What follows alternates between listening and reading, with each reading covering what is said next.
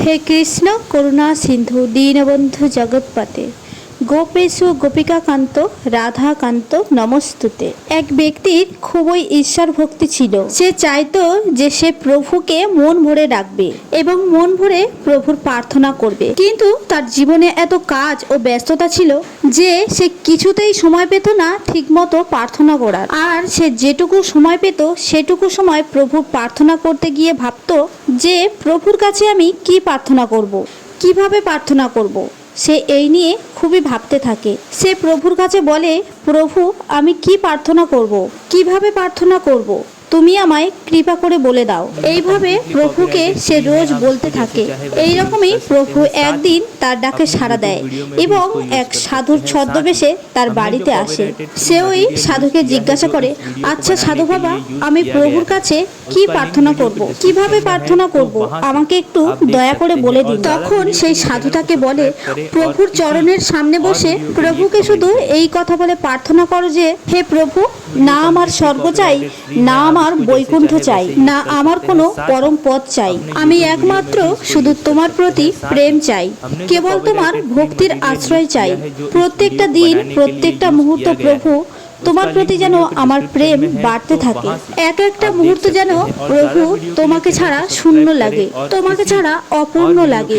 বারবার হৃদয় থেকে এই আওয়াজ আসে যে, হে প্রভু, তোমার প্রাপ্তি আমার কিভাবে হবে তা তো আমি জানি না, আমার মন তার যোগ্যও নয়, তাই যা তোমার ভালো মনে হয় তুমি তাই করো। কিন্তু তোমার কখনো যদি মনে হয় আমি অধম, আমি নিজ একজন মানুষ, তাহলে দয়া করে একটু কৃপা আমার উপরে করে দিও, যাতে এই নোংরা হৃদয় শুদ্ধ হয়ে যায় এবং তোমার চরণের সাথে জুড়ে যায়, কারণ এটা একমাত্র তোমার কৃপার দ্বারাই সম্ভব। প্রভু আমি তো তোমায় জানি না, কিন্তু ভক্তদের মুখে, সাধু সঙ্গদের মুখে শুনেছি যে তুমি খুব কৃপালু, তুমি খুবই দয়ালু, ভক্তের মনের কথা তুমি নাকি শোনো এবং কৃপাও করো। প্রভু আমি যদি অধম হই, আমি যদি পাপীও হই, আমি যদি সবচেয়ে নিকৃষ্টও হই, তা হলেও তো আমি তোমার।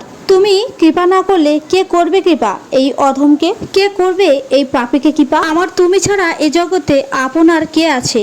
আমার ভালো মন্দ সবই তো তোমার, তাই তোমাকে তো আমার নিজের করে নিতেই হবে। জানি প্রভু তোমার হৃদয় বড়ই কোমল, তুমি অবশ্যই কৃপা করবে। সাধু বলে, তোমায় প্রভুর শরণাগত হতেই হবে, প্রভুর উপর বিশ্বাস করতেই হবে, ভরসা করতেই হবে এবং প্রভুর কাছে প্রার্থনা করে বলবে যে, প্রভু তোমাকে আমায় উদ্ধার করতেই হবে। তুমি যদি জ্ঞানীও হও তাহলে প্রভুর সামনে তোমার জ্ঞানের প্রকাশ করো না। তুমি যদি বড় মহাপুরুষ হও, বড় ভক্তও হও, তাহলেও তুমি কখনো প্রভুর সামনে দেখিও না তুমি কত বড় মহাপুরুষ বা তুমি কত বড় ভক্ত।